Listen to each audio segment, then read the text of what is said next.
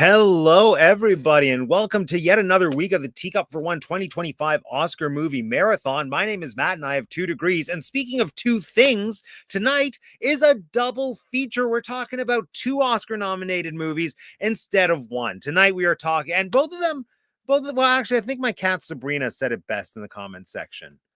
These movies are not for kittens. These movies are not for the faint of heart. They're not for the young of age and not for the young at heart. At least the substance isn't for the young at heart. I feel like Anora, anyway. But yeah, we're gonna be talking about the substance tonight as well as Anora. Oh, what did Eliza say? Eliza didn't approve. They were not to her liking.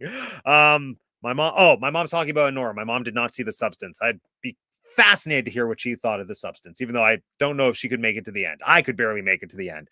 So yeah, the substance and Anora.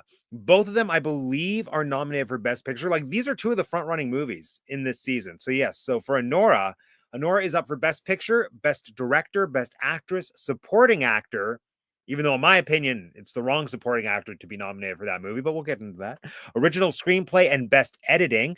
And then for the substance, we have Best Picture, Director, Actress, Original Screenplay, Makeup, and Hairstyling. So these are 2 pretty big movies for this season. So excited to get into them. Let's bring in our first guest for this evening. First time on the channel this calendar year. It's Ben, buddy. Ben's back. Hey, Matt. Hey, good Ben. to be back. It's so good to have you back. Welcome. I feel like my face is really shadowy. There we go. No, I'm very body conscious right now after viewing really the substance. Here we go. Exactly. So Ben, how are you? How's Oscar season treating you? How many have you seen? What do you still have left to see? Yeah, I've seen 9 of the 10. I think there's 10 total Best Picture nominees. So the only one I haven't seen, which I've actually found hard to see, not because of a lack of it playing, but because almost every screening I look at is like almost sold out, is I'm Still Here, which is I'm trying to remember what country that film is from. Is it Brazilian? I'm going to look this up. I got to know. Yeah, I was checking the list today. I realized I have 4 left to see, and that was one that stood out to me as I don't know what this is. Yeah, Brazilian, and it's kind of come out of left field a little bit in terms of the Oscar race. Like, it won the lead actress won Best Actress at the Golden Globes. I don't know, Matt, if you remember this, but we had to watch clips of a movie in our York screenwriting class called Central Station, and it's by that same director. So Walter Salas is back, baby. Was Central Station the movie with the older lady taking the kid to find his brothers or his family? Yeah, okay. That was a good. I like that movie. That was a really good movie. So Walter's back. He's got I'm Still Here, which is also the name of that Joaquin Phoenix rapping pseudo documentary that came out in 2009. So don't get them mixed up. But that's the only Best Picture nomination or nominated film that I haven't seen. So I've kept pretty good tabs on what's out there. Although I'm behind on some of the other categories. Like, I haven't seen, I think, any of the feature documentary nominees yet. I haven't seen any of the short films. I know sometimes, Matt, you go to see the short films, so I can't wait to hear what you have to say about those if you see them this year. But yeah, I'm feeling I'm feeling like I'm caught up for the most part, but that I'm not. It's a very difficult prediction year for me. Like, I'm still kind of I don't know what the locks are this year. That's fair. Yeah, this year, I don't know, I've enjoyed all the movies. To me, it's not a very exciting lineup compared to previous years. Just as someone going into the season watching as many of the movies as I can, and a large number of them, as per usual, being movies that weren't super on my radar. Now that they are on my radar, I don't think I've seen anything yet that I've actively disliked, but it's been a lot of okay. It is. It's kind of different from last year in that, last year was the Barbenheimer year, and it really brought a lot of people back to theaters, when those movies came out, and they were really year defining movies. And I think that this year there's some interesting stuff, and some of the stuff we're going to talk about tonight. I think it's exciting that these kinds of movies are getting awards recognition, and I feel like it's a very different Oscars than it would have been, 5, 10, definitely 20 years ago. So I'm heartened by the kinds of movies that are getting nominated, but I'm not like you. I'm not as like overly enthused about sort of them as a whole as compared to like last year. Yeah, agreed. My experience with this has been when I first saw the list of movies and sort of looked into them, nothing stood out to me, but in familiarizing myself and watching them, I've come to realize that it is a very varied assortment of films, which I very much appreciate. In theory, but then I see the movies and I'm just, well, anyway, We'll get into it. get into it. We'll get into it. So yeah. Oh, what is my question for you? Ben, are you team Sue or team Elizabeth? Oh, Team Elizabeth, 100%. Oh, okay. Elizabeth's Demi, right? I haven't seen The Substance since October. I did a little bit of scrubbing through it again to kind of refresh my brain for the podcast, but Elizabeth Sparkle, fully on her side. Sue can go rot. Sue can go rot. Yeah. Speaking of rot, let's bring in our next guest. It's Alex T-Tie, everybody. I am the rot. You are the rot. Alex, are you team Sue or team Elizabeth? Sue's the hot one. Yeah. Well, I mean, Whoa. I like. Whoa. That's a different question. We gotta establish what the the baseline fundamentals are here. All right. We can't just be talking past one another. We have to set some things straight. We can all agree on and go from there. Yeah. No. They're coming for you in the comments, Alex. I am serious. That's how I differentiate them. I've memorized their names or put their names to faces. Formerly hot and and newly hot. We'll call them that. This is going to be a great episode. I'm excited. Am I team Elizabeth or Sue? I get, you know what? I'm team Monstro. Let's do that. And thank you, Ben, for the reminder there. But I'm team Monstro. That's yeah. Well, that's the right answer. That's the right answer. Well, I'm so excited to dive into The Substance specifically. We're doing it's a double feature, right? You're not okay. Anora's there too, but like, is there? Okay. Is that movie as much fun to talk about? I don't know. We'll get fun is an interesting question, but I think Anora is a vastly superior film to The Substance. But we can get into that. Yeah, The Substance is terrible, meaningless, empty. It's fun at the end. That's about it. Anora actually has content. Anora barely has any content. For the dull of mind, perhaps, but for those who take a moment to gander and contemplate, what did you contemplate from Anora? Well, that's that. Yeah. So actually, so I watched it today, and up until the end, pretty much, I was like, wow, we paired two funnily equivalent films in terms of my experience, at least my subjective experience. Thank you, Jeanette.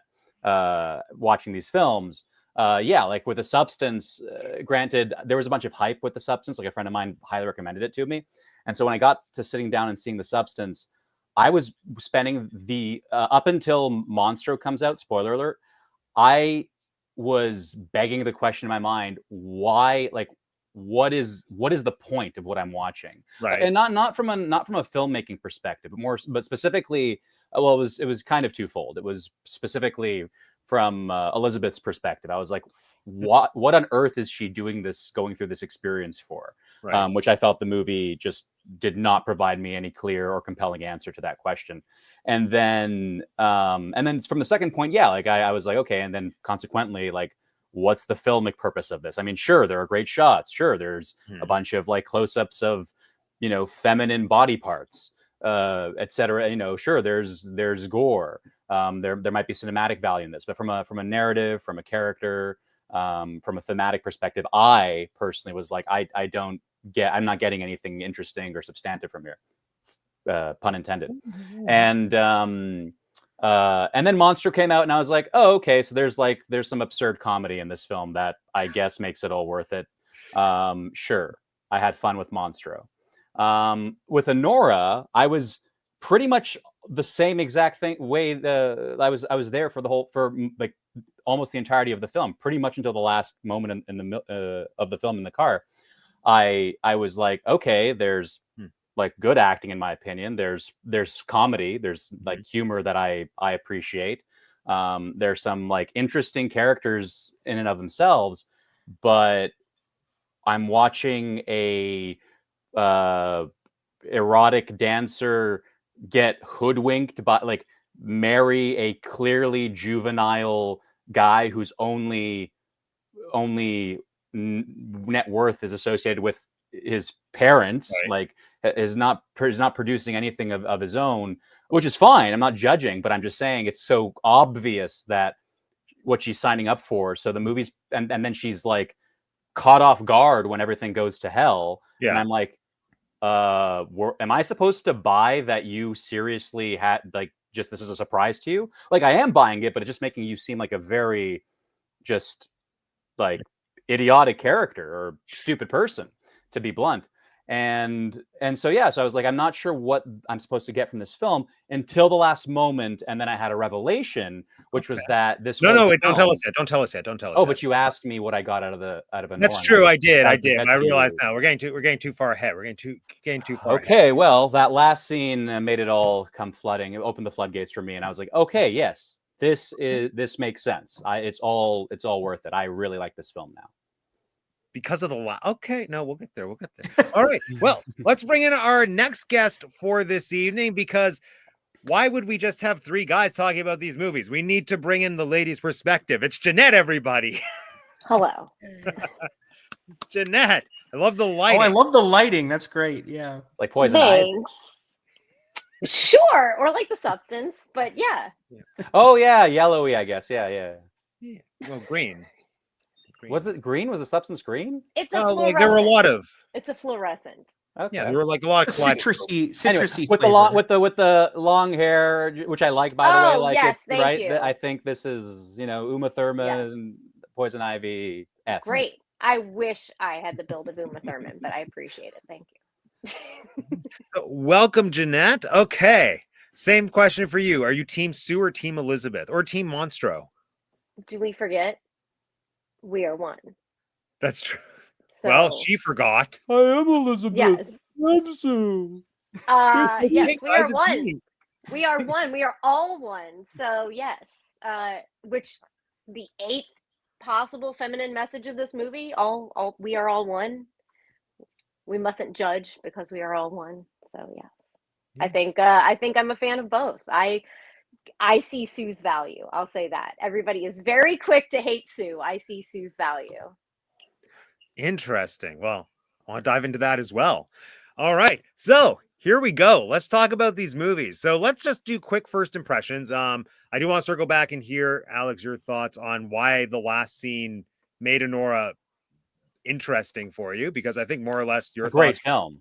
Your thoughts are in line with mine, except the last scene did nothing for me, and it was much like Conclave for me, where it ended. I was just thinking, okay, so that happened. Why did I waste time watching this movie? Well, I guess it wasn't time wasted. I did enjoy it in the moment. But overall, my thoughts for Anora, at least I'll start with that one. I wasn't bored at any point in the movie. I was engaged. I was interested enough. I thought the acting was really good. And it did hit a point, though, where I just thought, what am I meant to get out of this? And the last scene, maybe a little bit interesting, but it still didn't, I don't know, it didn't shift my view at all. It made sense that she was having an emotional reaction, I guess, from my perspective, to everything that had transpired. And it was nice to see that reaction. But overall, yeah, it was just, yeah. Okay. And then the substance, I mean, I had a tough time because it's a movie that I would never watch otherwise because of how squeamish I am. And it was very hard to watch in some parts. Mostly, weirdly enough, when it got to the last part, like the comically gory part, I loved that. I was fine to watch that. I was like, this is cool. Yeah. Like, spray them all with blood. That's fine. Blob monster, yes, you do you. You are the moment. You are a goddess. But the moment, like the scene before that, when Sue was beating up on old Demi Moore, that was when I more or less I was in the room with the movie watching. Well, not watching. I was in the room with the movie playing, but I like wasn't looking or listening. I had a vague Oh. sense of what was going on, but like that's the pinnacle of what I can't handle is somebody like It's real. It's very real. and the sound was too much. I was like, no, I can't do this. But overall, I really objectively think I liked The Substance as a film. I like that had a clear vision, and it just very much, yeah, it was so absurd, and it felt like it was intentionally absurd in a way that made sense in the world of the movie. Like it almost in some moments felt John Watersy, which I appreciated. It felt too long at the same time. I think it was a cool concept that would have benefited from being condensed to like maybe 90 minutes, maybe 2 hours. I don't know, but like 2 hours 20, a little too much for me. Could have gotten to the blob monster a little bit sooner, but there we are. Opening thoughts. What's this? Oh, wait, hold on. And we have one more guest before we dive into everyone else's opening thoughts. It's Vince, everybody. Yo, how's it going? Why am I so blue? Okay, I'm back. How's it Because you're going? next to me. I'm very green. Exactly. That's Yeah, we got. I look like Veruca Salt over here. Oh, wait, hold on. I have a Veruca plush somewhere. I want one, Daddy. Oh, no, that's Violet. Violet Beauregard's one. Yeah. Oh, you're right. You Veruca's got me. Golden Goose. Yeah. Veruca Violet. Fall. That's the Oh, giveaway. I love the palm trees that we have. I didn't see those till just now. Where are the palm trees? Oh, next to in the me. background photo. Oh, the background. Yeah. Yeah. So, Vince, are you Team Sue or Team Elizabeth? I gotta go. Hang on, 1 second. I have to go with Team Elizabeth. I think. Look, I love Elizabeth. I loved Sue. I think every time Sue was on camera, like it was cool. No doubt about it. Oh yeah. But I really think there was a way out where she didn't. Elizabeth could have succeeded without ever touching the substance. And I guess isn't that the case for Well, anyone? Who yeah, I abused- mean that's the message. That's the message, right? Don't take the substance. Don't do it. kids. If Elizabeth was just like, she sat down on her couch, started a Twitch stream, started playing video games, she would have had a huge following. And Oh, she would yeah. have enjoyed. Let's be honest, Vince. The lady just needed to take pictures of her feet. I mean, I don't even Oh, think yeah. she needed Good to play point, video good point. games. Yeah, Or yeah, bottled her farts, Yeah, I mean, sell those clothes you're working out in, girl. yeah. Absolutely. It's fine. But Yeah. ratings were down. No one would have bought them. Ah, the I beg whales. The To whales. differ. Are you talking about like Brendan Fraser whales? No, no, no. Oh. I'm talking about the in like video games / specifically mobile gaming. There's whales are rich, or at least people with discretion, like high ability to spend money. So like you need like a minority of people on to the spend a lot of topic- money. On the topic of Anora, that is also what some strippers used to Oh call yeah.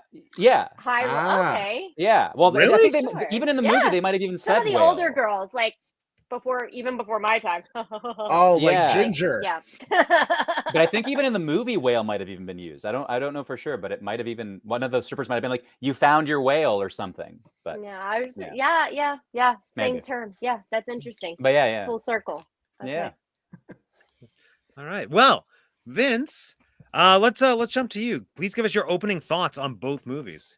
I really enjoyed both of these movies. I watched Anora first, and I'm like, oh, I really like this movie. It's a real slice of life. It's like Eastern Promises meets True Romance, but with less violence. And I liked it. I was very happy to watch Anora, and I'm like, well, there's no way I'm gonna like The Substance, because with these double reviews, I usually only like one or the other. Then I watched The Substance, and I'm like, oh no, this movie's even better. Oh So, my God. Yes. Yes. Oh I- my Yay! God. I didn't get to say mine, but I think I it's don't- obvious by the lighting. I'm. Mhm. You know what? I'm happy. I'm happy. I'm happy. I want you guys to convince me, but that's yeah. I not don't know. as an expectation. I'm just happy for the opportunity to be convinced. Yeah, you're I- happy the movie found its audience. You're I happy can't with- guarantee that I can convince you of anything, No, Alex, no, but no. I and can. I'm not. I can that's do why I my clarified. best. Yeah. I'll I hope- explain. I'll explain like why I like it. Yes, You know, that's all you and can do. I think so, and I think it's valid. I think your opinion of both films is perfectly valid. So well, Yeah, I'm my excited experience for a good happened. conversation, man. Oh This yeah, is cool. that's good. All right. Well, I'd like to hear from Ben. Ben, what are your opening thoughts on both? I think of these this might be a films? good time to put this on. Yes. Where did you get that? Pump it So- up. This was we have a friend who works for Mubi, who's the distributor of the substance, and the Shut substance is up. actually it's a big deal for Mubi because I think it was their widest release. I think it's their highest grossing film, and I'm almost positive it's their first Best Picture nominee. So so cheers for Mubi for putting it out. Yeah. When they did the midnight screening at the Toronto Film Festival, they gave these out at the midnight screening. So he gave some to us. So that's how I ended up with this. God. I did not attend the midnight screening. I saw The Substance just at home in October. And I saw Anora at TIFF. And Anora was there, and Sean Baker was there, which was fun. Or Mikey Madison was there. So they did a little Q&A. So that was a lot of fun. I wish I could say that I really, really liked either movie. I wish I could say that. I'm so happy we have a middle of like. Yes. So middle of- On the spectrum. here's what I want to say though. Neither of these really like landed for me the way I was hoping, but I'm thrilled that they're both nominated for stuff. Like I'm actually really excited that they're getting recognition from the Oscars. Like the movie like The Substance being nominated for Best Picture to me is awesome. And I think it should absolutely win makeup. I think the makeup effects are incredible.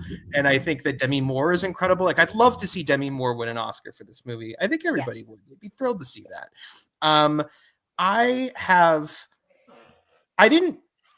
wouldn't say that I abhorred either one. The Substance, if we start there, I think loved the effects, loved the acting, loved the sort of like kind of reckless abandon of how it's shot and the wide angles and how disgusting it is. Like I admired how the extremity, but I really kind of struggled with its script.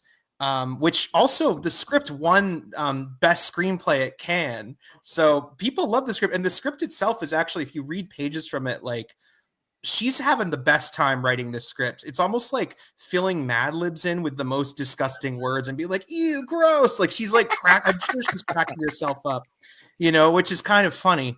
But I just like, actually Alex kind of alluded to this. There's just sort of like, there's ways to kind of meet The Substance where, for me to really kind of like get a lot from it beyond its themes and sort of like the kind of immediate like bonkers reaction to the gore, to me there's some holes there that I kept trying to kind of like meet the movie at, and I wasn't really able to, in terms of that one consciousness, which we'll talk about, and also in terms of the sort of like very, very simple and very, very French idea of Hollywood, like, and how it's so simple that like nothing is specific. And I know this is kind of on purpose, but I had a really mixed reaction to that. Like things like the New Year's show, like on a billboard, like it's so stripped down, and like it just exists in this very weird plane that I wished that the movie could kind of deepen some of that world stuff a little bit.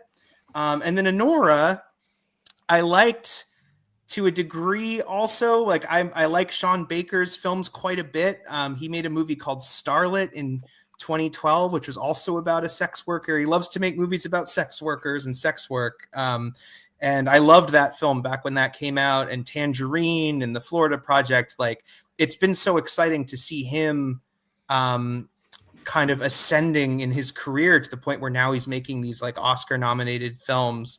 He's like a true independent filmmaker, and both of the filmmakers tonight are. And Anora, I thought, was kind of fine. Like I totally agree that the performances they're wonderful. And I laughed quite a bit through it, but I also, to be honest, I got pretty exhausted by Anora. Like, I just found it to get like that. It got very kind of tedious for me to watch and sort of repetitive in its structure, especially in that back half when they start looking for Ivan, which I'm sure we'll get into. I just kind of wanted it just to kind of be over after a little while.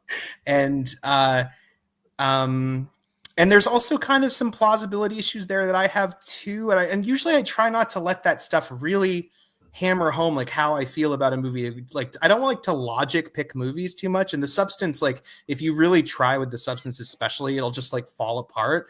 But like Sue's body. Yes. Like Sue's body, right? It's just deteriorating. I guess that's where I look at it, like, as we are grateful that it's a horror film, right? Like, yes. Horror, if you tell me it's horror, I'm like, immediate suspension of disbelief. Right. Fine, cool. I'm going to go with whatever rules you tell me exist in this world. Except The Substance not gonna tells what the question rules it. were. That was my issue. Oh, okay. I guess it's like I don't know. That's what I'm saying. It's a horror world thing. Like, each one is its own, like, if this goes, it goes. Like, that's what happens. But something like, Jeanette, have you ever seen the movie Society, or has anybody seen Society here? It's from the 80s. Coralie Farjat, the director, I think was asked about Society because there's a lot of really great parallels where it's sort of like dealing with, that's sort of dealing with more socioeconomic ideas, but it's a total like body horror movie, and it gets really crazy in the last 20 minutes with like wacky effects. Maybe that's why I've seen it. I follow a lot of special effects things, and I'm like, I know I've heard of it, but I have not seen it. I know that the guy that shot Reanimator. If you ever seen Reanimator, that DP. Yeah, that's why I've seen. Okay, yeah. So you should totally, Jeanette. I think you'd love it. You should absolutely check that out if The Substance really landed for you. Because you can totally suspend disbelief, but and you can also operate on pure metaphor, or like satirical metaphor. You know what I mean? You could just be completely satirical and just completely in this like sort of metaphorical space. I think that's where I was at. If you're gonna be there, though, I just feel like there just needs to be a little more like justification and character, I think, and I really. I was asking a very similar question, Alex, about sort of why she was continuing to take the substance and about that one, we are one consciousness. And if the movie was really like, I believed that because the movie was really hammering that, like, oh, they're one consciousness. And if you go down that road, then the movie kind of doesn't really make sense. But also if they're completely separate consciousnesses, then there's really no reason to take the substance at all, unless you're trying to hammer home a metaphor. You know what I mean? I got to ask a question. Of everybody that's here, right? Who here really genuinely wondered after the finger part, why is she still taking the substance? Like, show of hands. Okay. I got there. Person. After the second part, after the second time where she kind of is like, oh my God, who here thought, why is she still taking the substance? Was that good? Point? All right. So Alex is the only one that's out of touch with how actually desperate women are to be young and beautiful. Like, well, no, Jeanette, you might be misunderstanding Alex's... why I was like asking the question. Why are you questioning it? Yeah. The reason that I didn't question it was because I had the benefit of reading a lot of plot synopsises before seeing the movie and knowing what canonical things were meant to be and understanding that they were in fact meant to be a single consciousness. If I went into this movie without that outside knowledge, just as a fresh-eyed viewer, I think I would have been really confused as to whether or not there was any correlation between what Elizabeth was seeing and experiencing versus Sue. And that said, if I truly went into this movie not knowing 100% that it's like Avatar rules where one brain is in like one body at a time, then I would have been more so questioning why is she doing it after the finger if it was just like she takes a nap for a week, wakes up and her body is getting progressively worse. So I don't know that the movie communicates the rules of its universe well enough for me to buy it. But because I went in just taking for granted that it was one consciousness, it didn't bother me, but I think it would have if I didn't know that. Okay. Yeah, I mean, look, the sort of person who's going to start taking the substance is not the sort of not person going to who's going to stop. Stop taking the Exactly. But what You're if you're not? But what if you're not remembering a single positive experience from taking it at all? Ben's where Like, my whole why would you? But Why there's That would was a what you? I ton was of asking. positive experiences. We're just not seeing them in the film. They're telling us about them, but we need to see the traumatic parts because that's But what makes this we movie. also need to see, I think, Elizabeth having some sort of reaction in her own body, like some positive reaction, I think, of like, Right. oh, I'm getting all of this attention. Like when I'm in this other body, like I'm getting everything I want. And the movie doesn't give us that at all. It does at the last, so she realizes it. She sees it, but she lets her vanity that still exists make her angry about it. Then at the end, she goes, "It's our big night. It's our big night." Like, she does realize it. It's too late. And that's one of the umpteen messages. Like, once you've squandered it, you will realize, like, oh, I should have been enjoying myself with the little bit of youth that I had. Like, right. So you can graft that, and that's a very apt reading, I think. That's that's how I felt about it. I personally, I'm just like, she realizes it, but it's too late. And I felt that way too, because I was like, I did think that the second time I watched it, I was like, I only see her being angry about this from the get-go. And I feel you. Like, we don't get a single glimpse of her going, oh, this is a pleasurable experience for me and my younger self, or not really her younger self, because it's not her, it's a totally new person. But they're one. They're one. They are, but what I'm saying is it doesn't look like her in the 80s. That it wasn't a youthful version of her. Otherwise people would freak out and be like, she's back. Like, that was one of the things I appreciated about the movie. It was not a true, like, here's you at a younger age. It's this is this new thing. Yeah. It's like a logistical thing too, right? It makes sense in the world of the movie that they wouldn't want to create younger versions of people because that would ask so many questions and wouldn't work, right, for so many reasons. So that makes sense within, like, if we're trying to get, how would this substance, if it were real, how might it work? And this might be a better answer than just youthening yourself. But I just want to say, because I'm not sure if it has been crystallized, but Ben, you were very clearly on this track. But I'll just say, for myself, to put it plainly, I just didn't understand from the movie that I didn't understand that Elizabeth's character had any experience whenever Sue was alive and vice versa. The movie did not communicate to me what I thought was literally that they hibernated while the other one was around. So they get it when it comes back. So they're not experiencing it while they're laying there. But when they come back, that's why they come back and go, and they have weird dreams and they freak the. Yeah, so I did. You're right. Gosh. Yeah, I did note that there were certain visions. So I did take that there was some connection. It just didn't. I wasn't clear what it was. And then there were a number of scenes where each character seemed surprised to discover what the other person had been up to once they came back. So to me, that all spoke like, okay, they're not aware of what each other's doing, at least not fully and not completely. So it just begged the question, specifically for Elizabeth's character, what is she getting out of this experience? Now, if I understood that she was, as you say, Jeanette, like, let's say Elizabeth comes back and then she's flooded with these kind of experiences of being this, younger, successful woman, that would have given me something. And I would have been like, okay. Well, she's at least acknowledging that it's happened. Like, the billboard's outside her window and she's on the TV. And I'm with Ben where, like, we never get a single glimpse when she's seeing those things. Or even when she's getting the flood back, she's never like, this awesome time I've had. Stuff. Yeah. And but I think that's why the impact at the end with her is like.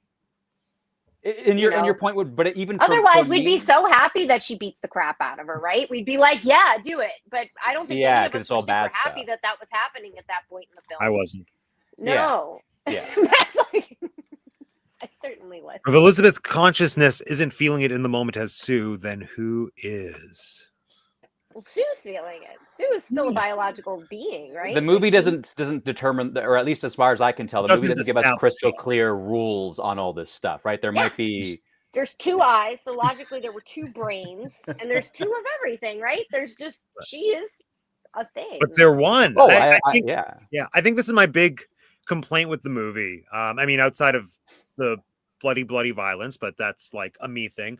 But outside of that, yeah, my big complaint with the movie is that it doesn't do a clear enough job for me, and I think hearing others speak as well across the board as to what the rules are for how separate are they truly one? Are those just buzzwords, or is it literally like a shared consciousness? And I'll keep going back to Avatar rules, because to my mind that's what I think it's meant to be. And the wiki page that I'll keep going back to, which prepped me for this movie, specifically said that she reaches a point where like she develops dissociative personality disorder. I think that's the right term. And then potentially as a byproduct of just a mental state she was already in, but also doesn't help that she's going into another body and coming back to her own.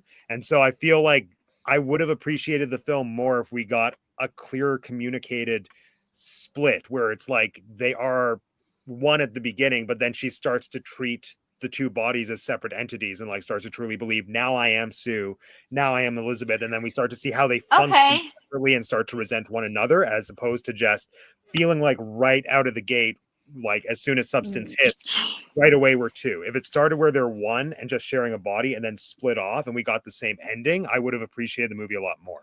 Y'all might have found the only note I have so far. Like, I do wish now that there would have been this cute little part where they showed us this happy time where they were positive. I think just But, even for but a I also minute, wonder yeah. if this goes into the men think women should smile category. We need happy time, playtime with It would have been nice if before Elizabeth they're smiled more. angry. No, Isn't it fun, Jeanette, to have four guys being like, what about this? And We needed this them to be happy about it. For a little while. I didn't even need her to be I happy. didn't say anything bad about this movie I yet. didn't say Vince is Don't just been drag me supporting into us. this. He's just been the emotional support. No, I don't think that at all. I really do think that would have made the movie like a scotch Yeah. better. I'm happy with the length, so I could have taken 15 more minutes. That's fine. Yeah. No, I'm just like, I do see where if you said that out loud somewhere, somebody might be mad, but I'm not mad about it. I want to ask a question to the group, which is that I've heard sort of different takes on this, and I'm not really sure exactly where I land because, you know, Jeanette's talking about horror as a genre, and horror can be really sometimes gleefully like punishing to its characters, and that's just sometimes part of the genre. Like it can be really sort of mean. Evil Dead. Like Evil Dead is a great example, you know, and I was wondering if you guys think that this movie is unfair to Elizabeth's character, like, and for what reasons, like you might think that is. Like the movie it's, or I guess I should rephrase it. Do you think the movie is punishing Elizabeth Sparkle for indulging in the substance, and why is it doing that if that's the case? I read a review that was all about this, and it made me question that. It's a fable. Okay. She has to learn a lesson. Yeah, go ahead. Yeah, she's got to learn a lesson, but most importantly, this is clearly a viable business model. Like Elizabeth Sparkle screwing up like this, there's got to be like one of the odd ones out here, because clearly you have enough people to support this business going into this back alley. There's only 2 numbers on those mailboxes. There's only 2 numbers. It Yeah, goes up, Em and the it old goes up guy? to This at doesn't least- make any goddamn it sense goes up either. to at least 500 and something. The business doesn't make any sense either, right? No, Wait, no, so it makes sense because there's a lot of money at play, and more The Go importantly, ahead. I'm you just already- saying it is successful, sure, but there's only 2 numbers on those mailboxes. I will say that. even in the real world, you have people who go into back alleys and buy questionable substances, and Yeah. you know what? You're entering this social contract where if it goes wrong, it goes wrong. And Your I fault, don't not mine. exactly. We're consenting adults here. yeah, I wanted to bring up this point that He Anna warned made. The her. old He man did warn her. is miserable, but he's also the one that's giving her the substance, right? Like he's the one that's like, check out this USB No, drive. his younger. No. That's But his they're sibling one. has They're got one, though. him into They're it. one. Got her. Right, The he's movie got- doesn't tell you what that means. He's got No, all his they're fingers. They're one, but they They're- can't control each They're other. one because one She can't crawled out of the control back her, of the and other. she can't He control doesn't her. seem that bad, to be honest. He's just an old guy having a coffee at a cafe, you know, and then Yeah, his it's younger just self freaking is out. gallivanting around. Movie You know, sucks. what would he be? And actually, I thought of that. It is. I Yeah, agree. yeah, of course. Full agree. It's more like a cult. I mean, a little Mixed with bit of an both. Let's MLM's say it's like like, a cult. Nexium. It's a Oh, I was thinking like Sensi, but yeah. yeah. Oh no. Wait, what? I buy my I don't think condoms from that one's them. a cult. What? You buy condoms from them? What? From Sensi? Sensodyne? From Sensi? The candle people? It's okay. So the reference is that some condoms are marked like what are they like? Like they have like Sensithin. yeah, like Sensi Thin and shit. Yeah, they're what's the brand? They're I've never heard it as I think Sensi. that's is that Durex? Durex. It's Durex. I don't It's think that's Durex. a That's what it Trojan is. thing. That's All what right. it is. Which is That's the, a bad that- advertisement. I would not put that out there, Alex. No. I just wouldn't put it out there. It's already there. I What? want to be positive about the substance for a second, though. Okay. Oh, 'cause please I- be positive about the substance. Yeah, for a I second, love then. the scene. My favorite scene in the movie. I'm going to tell you my favorite scene in the movie and the scene that I found the most disgusting. Okay, so my favorite scene in the movie.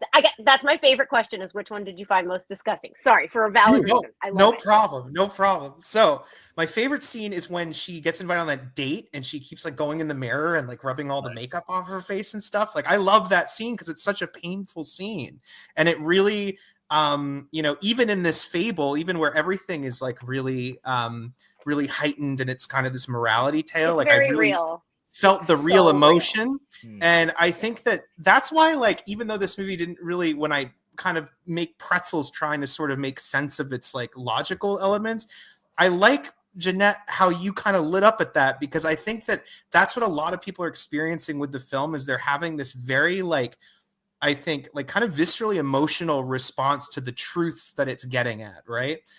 For women and for beauty standards and for, living in this very like kind of misogynistic, hollow world that we live in. And the most disgusting scene, I think, is gotta be Dennis Quaid eating shrimp. Oh, that's what my daughter said. Oh, that makes me so happy. She has misophonia with people eating and everything. Oh my god. That Your daughter watched this? The most horrific. Yes. It's Oh, we the watched last it time. together. Yeah. Oh, that's great. Yeah. It was a bonding moment. Yeah. Feminine rage. Yeah. Oh my god, that was awful, Jeanette. That was like Yeah, no, I looked I'm at her. with I your go, that was daughter. gross, right? I was like, that was barely gross, looking right? at I could look at things exploding and boobs falling out of people's mouths and umbilical cords and flipping eyeballs and But it everything. was the shrimp. The shrimp, I was like, get this away from me. I could barely deal with it. That is brilliant. Yeah, I would love to do like literally a survey. I think I have to do it on Instagram now and be like, what scene was the most disgusting for you in the substance? Shrimp. Because there's such a range of things, right? There's a lot of needle phobia. There's a lot of eating disorder stuff. There's a lot of like, there's just a lot of phobias and triggers and stuff. Like my grossest scene was whenever they showed her like eating greasy, like plates of greasy food and throwing food against walls and mixing foods together. Like Sing us a like song. that just makes me Oh, that just made me hungry. that makes me sick. And so like that was the grossest part to me.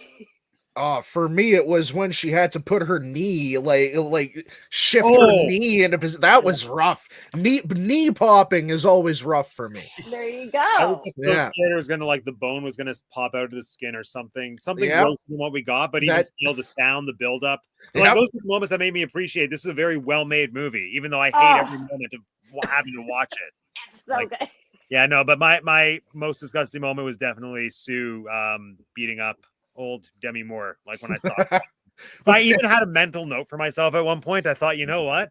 As bad as this is, it's probably not going to be as horrible as when you had to watch Ryan Gosling smash that guy's face in Drive. Oh, that was a great. Do you not watch Goodfellas? I did. I don't remember that happening. Or at least not as graphically as it did in Drive. And in this, and then that scene happened. I was like, no, there it is. It's like this director heard my thoughts and was like, no, I'm going to give you this type of violence now. Great. She picked herself halfway across the room. It was incredible. yeah. I did wonder when she got the Marvel superpowers. That was a good moment. It was good Alex, acting. what was your grossest scene? Well, normally I don't get grossed out by this sort of stuff. I guess Neither I do didn't. I. That's why I think it's interesting. Yeah, I didn't. I guess I could say the when Sue is extracting the pus from Elsa's That was a back. close second. That was a close Yeah, second. that's Important probably the one that. sights. Yeah, if it had to get to me, it would have been that one. But Yeah. Oh, interesting. Weirdly enough, that stuff didn't bother me because I feel like I was just more like aware of, oh, it's just prosthetics, it's whatever, and it was just so out of the realm of reality, at least my reality. Like I don't see back pusses. You haven't gotten an infected like cut before? No, All right. I'm lucky. I'm Yeah, lucky. You are. Yeah, but Yeah. there it is. There it is. I just realized, Jeanette, we haven't heard your opening statements on either of these movies. We Oh just God. go right into Oh. the substance. Oh yeah. Wait, why was I mean, that I guess reaction? I feel like I will The skip the misogyny is substance. real. I feel like I'll skip the substance because everybody can tell what I think about the substance. But I watched it on TV. Like I didn't go to the theater. Just to give you an idea, I've watched it twice. Just to give a perspective of where it falls in my pantheon of films. There's American Psycho and Clockwork Orange are my comfort films, and this will probably fall into a comfortable third as far as comfort films to throw on and just either be sick on the couch or do housework or whatever. So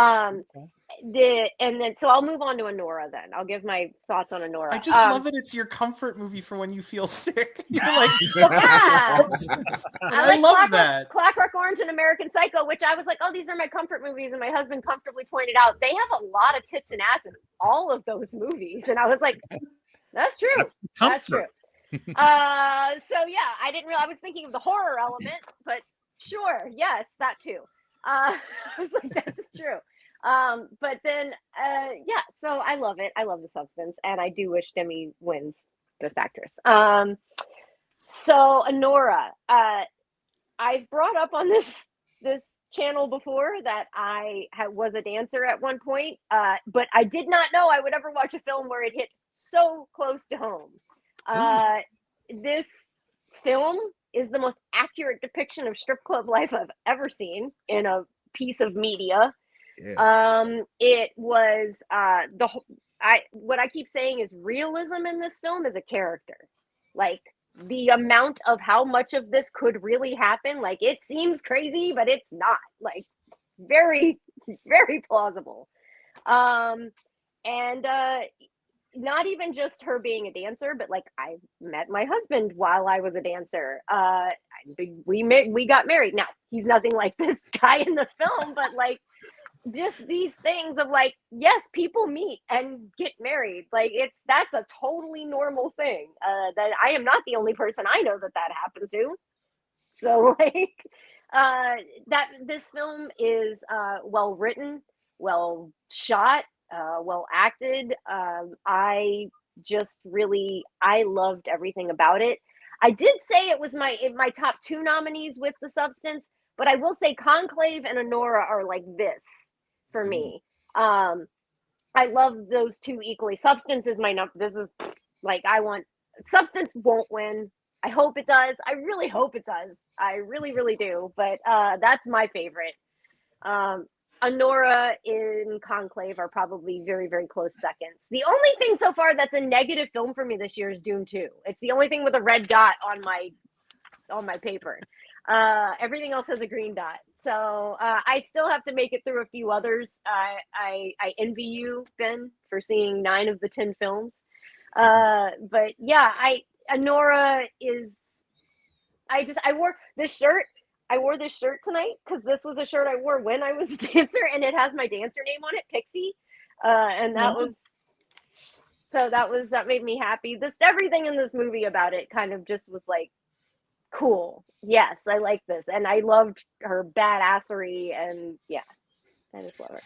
Yeah, I agree. I think there was a lot to love and appreciate about Anora. Like I said, I enjoyed like my whole time watching it. Definitely was just a case of when it ended, I had the same kind of experience I had with Conclave of I'm not mad I watched it and I thoroughly enjoyed it, but I don't know what is going to stick with me from having seen this movie in the long run, outside of just remembering that I really liked the acting. And yeah, I mean, almost contrary to, I think it was Ben's point when, Ben, are you the one who said that you didn't care for like when they just went on their escapade looking for I just thought it was a little Yeah, bit that repetitive. That's all. last I Jedi. just thought it kind of started to hit the same beat a little bit too much for That me. was kind of how I felt about the first half hour during their courtship. But then I liked the escapade section. I liked like the Yeah. exploration of, and that just I guess speaks to something that I find interesting in movies is just when you have a bunch of characters exploring for one reason or another and going through a bunch of different communities and environments to try to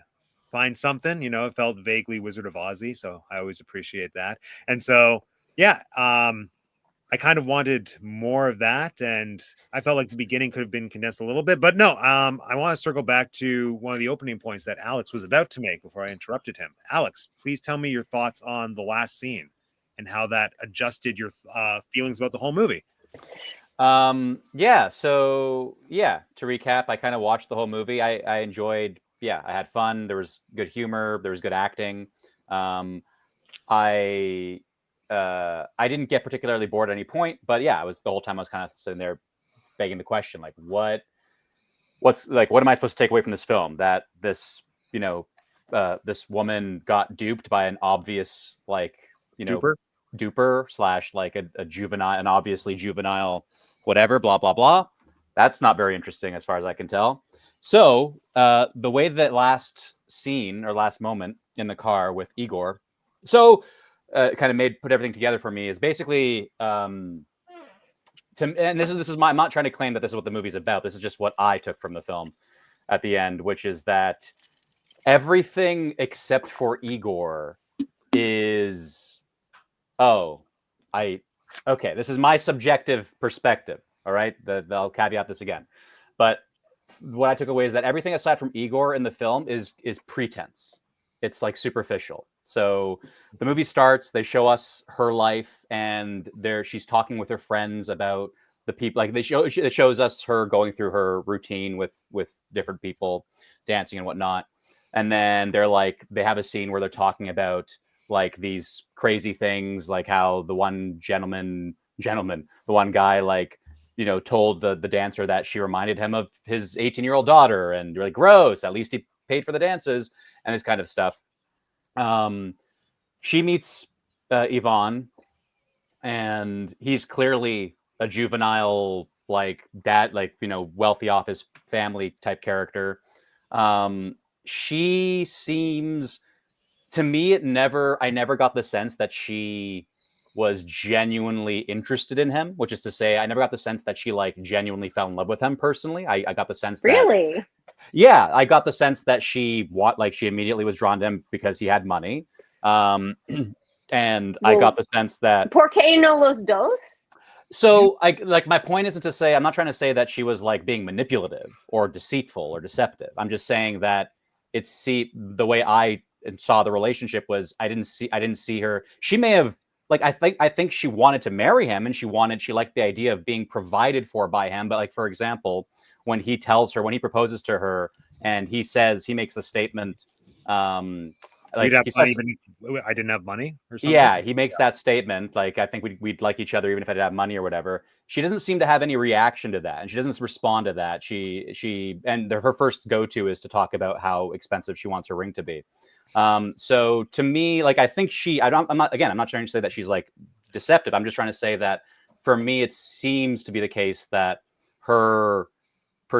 she's being primarily driven by the fantasy of being with somebody very wealthy, and not the fantasy of finally have found some kind of genuine human connection that's going to fulfill her in a way beyond what money would do. So that's just what I saw. I'm not trying to say anything definitive there.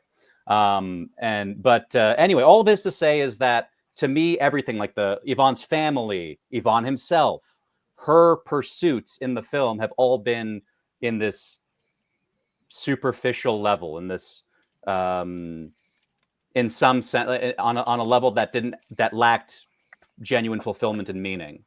And the only person in the film who isn't acting deceptively or superficially or with an ulterior motive or is trying to be something that they're not. Other than being paid by someone to do a job, just like yes, she but is. he's not hiding any of that. He's fully upfront from the get-go. Neither is she. No, but I think what she's doing, again, the way I interpreted it is like she's like, and this is relates to the last scene in the film. I think part of the reason why she breaks down is because she's becoming vulnerable in a way that she never has been. She's admitting, she's accepting something to herself that she hasn't accepted up until now. So I do think there's an element of facade that the main character has. There's a level of defensiveness, of protection. Do you feel like there's a level of what you're saying that says that her life had no meaning until she had validation from a substantial male in her life? So, well, what my takeaway was that Like that Igor's the one person who is seemingly interested in a genuine connection, right? And when she So responds, until she had a stable male in her life, everything was superficial. Even her relationship she had with friends at the club. so yeah, I'm not I wouldn't go Her that best far. friend that she had, that relationship was superficial. As far as the movie was showing us, I didn't see anything particularly like deep I guess in that I think I'll relationship, disagree and I don't think on it's important that Igor is a male. Her best friend stood up for her later when she came back to the club. Yeah, she did. I would but say what that did it there cost was her best friend something to do that? substantial there. Yeah, no, I think one of the moments I that don't- stood out to me was when she was saying her goodbyes to everyone because she was getting married. The vibe with her coworkers was different, I think, from what I superficially expected, just not being super on the up and up as to what strip club dynamics are actually like, and not seeing like a ton of them portrayed in films outside of like Rent, let's say. But I thought it would be more dramatic. I thought it would be more in the vein of what we saw earlier, when it was like she wants to take a week off and they'd be yelling at each other. But like the pseudo family dynamic of him saying like, oh, I have to stop laying the high rollers in because they're getting rid of all my good girls, and like the community element that was established in that scene, I thought was really refreshing. And when she comes back and she popped into all those rooms, like some of them were like, "Hey, girl, oh my god, hey!" Like, but also her best friend was still her best friend. Her best friend clued her in, let her know everything that was going on. Like, she was still her best friend. She just Stood up this for was a her very when short Diamond time tried period. to dance with her man. Yeah. Yeah. I mean, Yeah, no, I mean, I would, as I said, like, I'm not sure that any of those are examples of like, they're not unusual things for people with, like, I wouldn't argue that they're not best friends. Like, I'm not trying to make that claim. Yeah, to me, anyway, that's kind of, I don't think it's important for me that Igor was a man. I think it, you know, it happened in the way, like, I think it was purposeful, right? I think the director and the screenplay writer did that intentionally and had her, thank him by hopping on board him intentionally. And I think all of that was very purposeful. But yeah, like I said, I think to me, I felt like that was something, that was what I took out from it, was that there was a bunch of superficiality in the film, and there was one person who didn't have pretense, who was looking for something genuine, who was only treating her like a human being, was only, wasn't doing anything to try to take advantage of her, was respecting her up to the limits of, when they first met, he wasn't trying to do tying anything. her up. I was gonna say that was like my That was the whole issue with that- initiative of their whole meeting was him Yes, tying her and- up when she yeah, was trying to yeah. escape. Yes, and she says the same thing. This conversation literally happens in the film. She makes the same exact claim with him when he's saying, "I didn't assault you," and she says, "You tied me up." It's the exact same conversation. But from, as he said, and I'm not claiming they didn't assault her, right? Let me tell you this. Let me tell you this right now. Halfway through the film, I want those two to end up together. And this is the, let me just say, and Vince, why? maybe you can stand, maybe you I wrote can that in my stand notes. here. Shipping Vince, Igor maybe and- you can stand in. I wanted them to get together, and then my brain immediately went, this is what I want to talk to Lisa about. Because Lisa would get very mad at me and be like, why would you ever want her to get with her captor? Yeah. No. I think Lisa liked Igor. Yeah. Why though? What is there to like about Igor? Okay. I don't quite understand it myself, but there's a certain charm. I think I understand it. Once he gets past the fact that he's a hired goon. How do you get past the fact that he assaulted her and he tied her up and like held her captive? And he tied her up in the most peaceful way imaginable. So Well, he didn't considering the strike her. circumstances, he was So- doing And everything you know he could what? to And you not know tie what? her up. She broke that guy's nose, and like they still didn't hit her back. Like, I'm not defending this criminal activity, Yes. but like there are bigger criminals in New York than there these are, guys. and that's also where I say realism is a character in this movie. These guys Yeah. did not do the things that you see in gangster movies. Yeah. They were humans to a degree, like they didn't want to necessarily do. And I'm giving Alex a bunch of crap, but yes, I wanted Igor and her to get together, and I was kind of happy about that. I'll give my thoughts on the ending, whatever, but like that, but also the fact that I know that that's weird, but in the realism of the movie, that fits. It works. Like that probably is a thing that could happen, and it seemed to work pretty organically. Also, their relationship draws a lot of things about like how people like to say not every man, and everybody's like yes every man, and blah blah blah, like all of these things, these catchphrases. Like I think this brings that up, blossoms that in, and goes, is this really what we're talking about? Like, is this, yeah. So I'm giving Alex a bunch of crap, but that Igor thing is, it's real. I don't think that everything that was in her life was superficial prior to that, but. And you might be biased, but so am I. We're all biased. Yeah, I mean, she had a life. I almost feel opposite. Like she got brought into a very superficial life. She got brought into this weird rich world, and before that she was very obviously very grounded.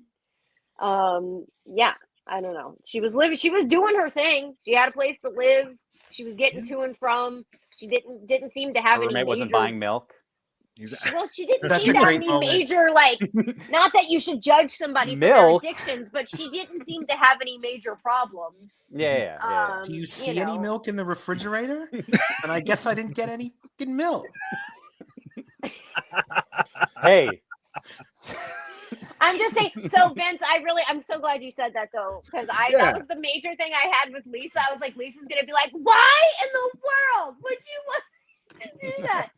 No. So yeah, thank you. Sorry. Yeah, no problem at all. She texted me halfway through when she was watching the movie. It was like, I love Igor. Why do people love Igor?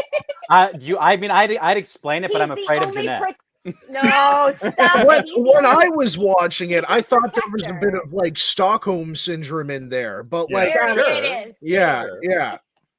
But anyway, I'm not a psychiatrist, so I'm not going to diagnose Stockholm syndrome. But I got that vibe. You know, I but feel like do there's we a little bit. understand that Igor from the beginning, at least in his mind, like not excusing the actions he took in his behavior, but at least his obvious intention from the very beginning of meeting her was to be was not to hurt her, was to be a good person, like a good, to not do anything, not harm her, not do anything wrong to her. And only when he felt that he had no other choice, as it were, did he cross boundaries. Later on, when they have that discussion where she's like, you would have raped me. Yeah. And he's like, no, I wouldn't have. And she's like, well, why not? Well, why not?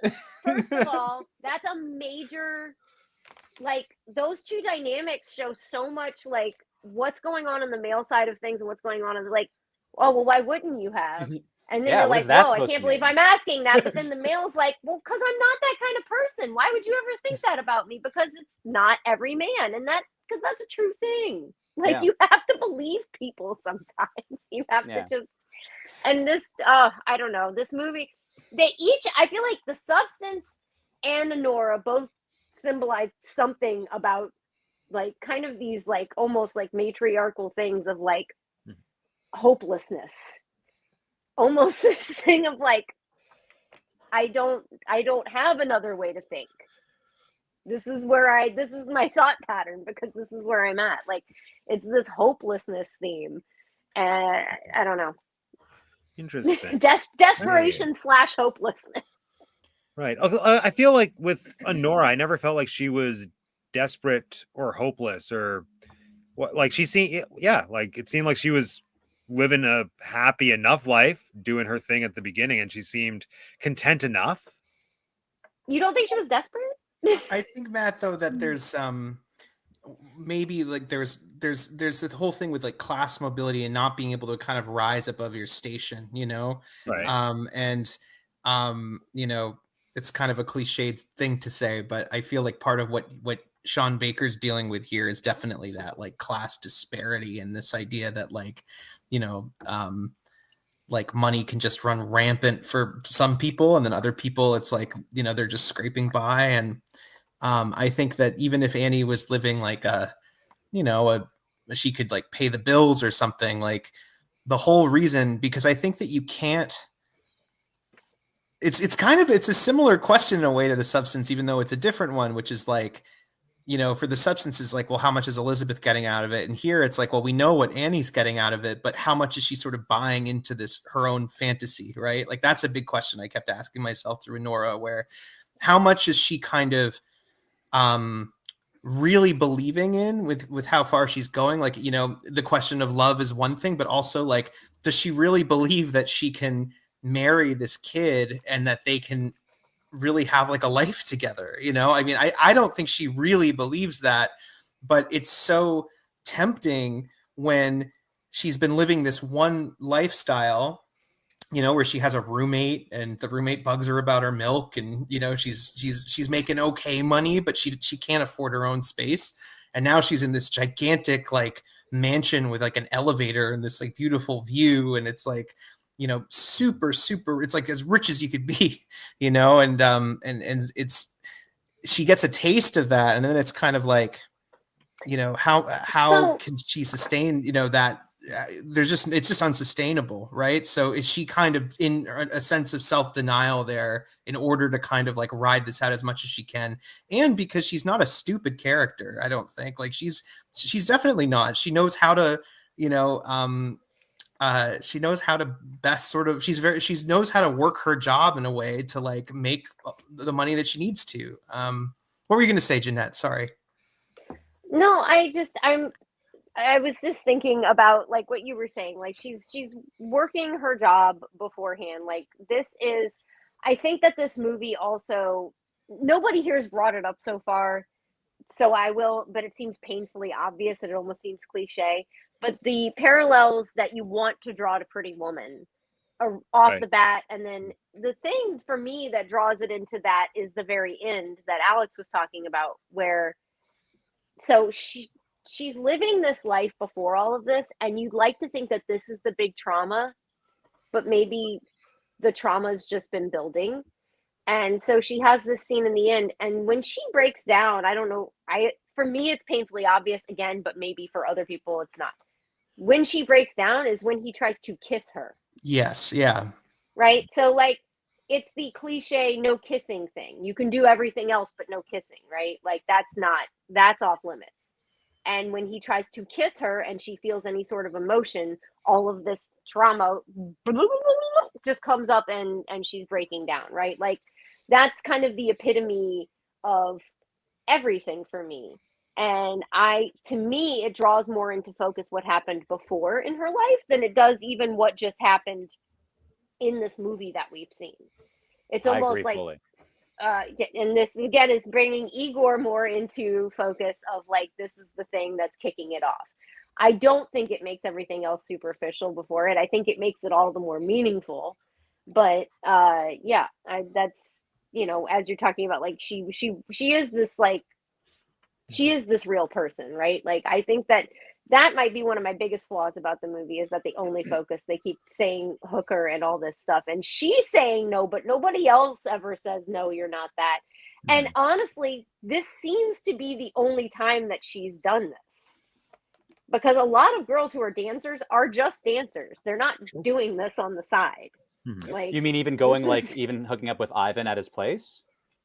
Yeah, most girls are not doing that on the side. No, yeah, but she didn't seem necessarily like, when he asked her if she worked Oh, outside. that, yeah, like she might have met up with somebody, but like I don't know, maybe like not the week though. things and like I don't that know, kind of like stuff. she might have just met people for dance. I don't know, but like I don't think it's safe to assume that she was hooking necessarily. And I think that's why she keeps saying no, I'm not. Like, right. That would make sense. Did because he asked her to, and honestly, to say, like, I think to me, I felt like she did like him, and we were seeing her Yeah. grow an affinity for him the whole time. So that's why I was like, oh, I Yeah. really thought she liked him. I Yeah. agree And that I she think liked she him. did. Yeah. I just to Ben's point, right? Like I was more so in that camp of I wasn't convinced that she like I didn't yeah, like I was more so making the point of like I'm sure she liked him on well, 2 points. Like I personally didn't think that it wasn't clear to me that what she was liking about him was something about his like because all she was experiencing from him was him like flaunting his money with her, paying for her, bring her over to his mansions, right? So it wasn't clear to me what could she have liked about him aside from he was friendly, he was attractive, he We was still saw them funny. having fun, like in Las Vegas. I mean, granted, Well, there was that no was- money that was I flowing I through think their that was a life. show of their youth and potentially her maturing. Like, I did wonder that because he is, and I said it from the beginning, I was like, oh, he's very childish. And then they really got into it, like within the first few minutes of me.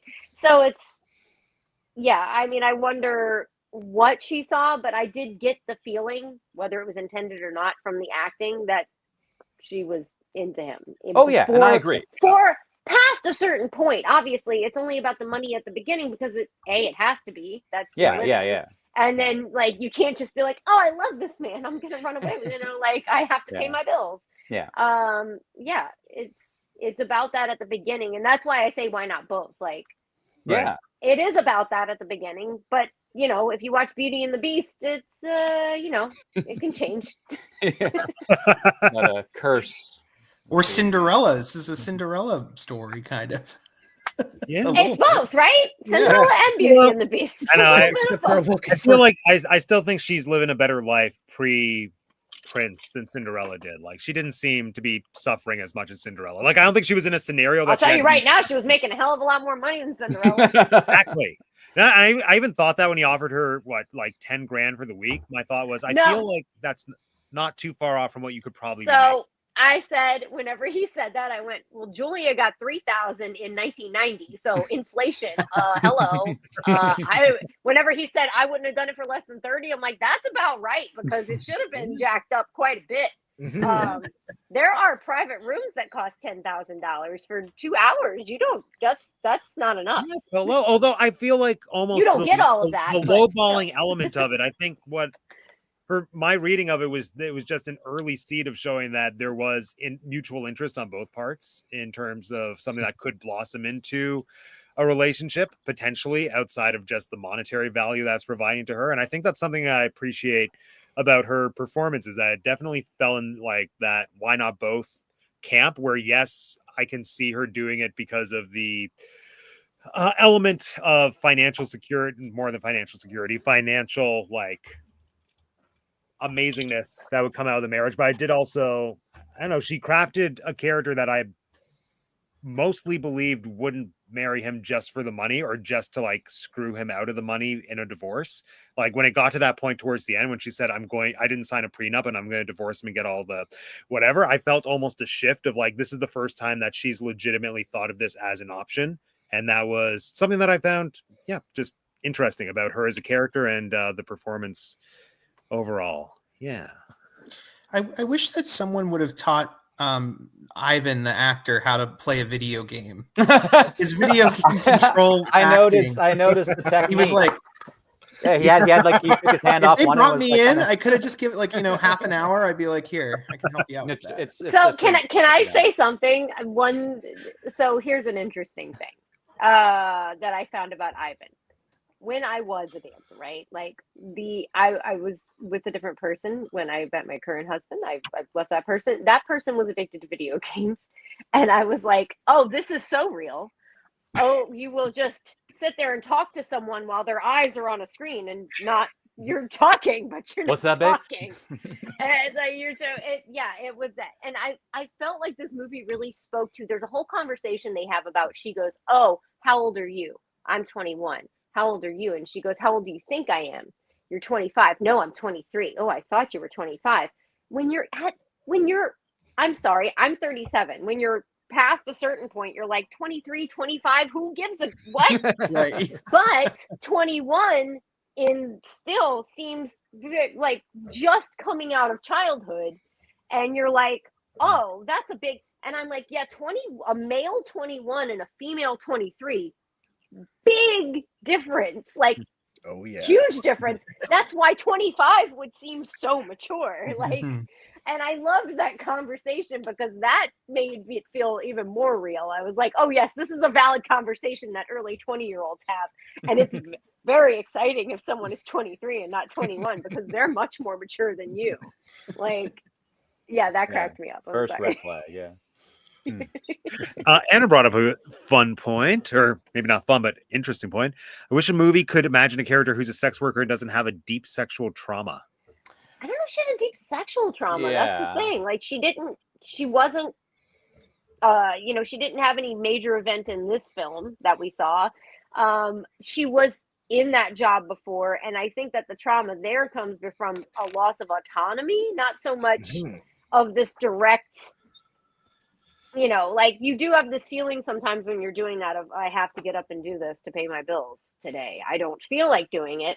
Personality wise, I'd like to not do it today, right? Like, but I see where you're coming from, just because the intrinsic value of sex work, like, that's, whether you don't have to be doing the deed to be a sex worker. Like, that is just the title of it, all encompassing of many things. And you could even be like an erotica model or something that's only in magazines, and that I would still technically define that as sex work. Like, you're showing your body and there's a paycheck involved. Like, there's that, to me, like, you have to count that, you have to draw the line somewhere, I guess. And so I don't know if I would count it under that, but I do see where you could. Do they in the movie? Do they ever have sex where he's not paying her? I'm trying to remember. I haven't seen. Well, I Technically, rewatched yes. it recently. Yeah. They After do. they're married, Do they and show she us? doesn't know that other people are going to show up and be like, hey, Yeah, Because married. the reason I bring time that up period. is because the very, very end of the movie, when Igor tries to kiss her, like, that's a moment of like, that's like intimacy, right? And I don't know if we don't see any real intimacy with No. Ivan, That's right? the whole point. Yeah. And then Yeah. so that last beat of the movie when he kind of breaks that barrier a little bit, and like there's like that moment where she's sort of confronted by intimacy, and that causes the sort of breakdown. I kind of have mixed feelings, I think, a little bit about how that's used dramatically, but it's an interesting thing to think about. Yeah. That's Well, what I'll Anna brings up another fun point, or I need to stop saying fun. These points aren't fun, but interesting point. Yeah, took the ending when he shows any form of kindness, she thinks she owes him sex and that there's zero passion. Yeah, I see that. So that's her trauma coming out. Yeah, like that's. But I also think it comes down to him showing her real compassion and real passion, not just compassion, but passion, and she breaks down. And like, so yeah, I there's a lot tied up in that scene. I think that's why, yeah, like Alex said, it's really, whether you thought this movie was bad and it makes it good, or you thought this movie was good and it makes it great, like either way, like, Yeah. No, I mean, and to clarify, I don't think that like the ending just made everything well, and I'm open to being mistaken on my interpretation, but like the way I took it, it kind of made it all come together in a way that I was like, okay, I like this kind of makes sense in this way for me, right? So yeah, I don't think like everything before it was bad, but but yeah. All right. Any further thoughts about either film before we move to the game? Wow, we flew through this, guys. We were just like Oh, I had an interesting thing that I'd be curious if anybody else noticed this. So one thing I noticed in Anora that maybe I'm just imagining or I'm reading too much into, but Annie seemed to have like she made a point of like clocking service workers in the film. Like when the maid was by, when the maid was vacuuming while she was with Yvonne, who was playing video games, she was kind of like, she had this look in her eye, this like wary look. And then where were they? There was at least one other key moment. It wasn't in a house. Was it in Vegas with the guy checking them in? It wasn't the guy checking them in. It wasn't when he yelled at the guy. It was, Was but maybe it a was, waitress or something? yeah, it was, yeah, there I was something can't like that, remember. where there was another service work, another customer facing service work in like in a public setting. And she kind of had this like thing. And I just noticed that. And I was just kind of like, I wonder if that's what's I think that's a huge thing, Alex. Like, I think that the camera will kind of linger on them, like coming into the house, like after the party, or sweeping up like the floor. Yeah, I think he really wants you to notice, like, in this world, like just the service workers all over Brooklyn here, and they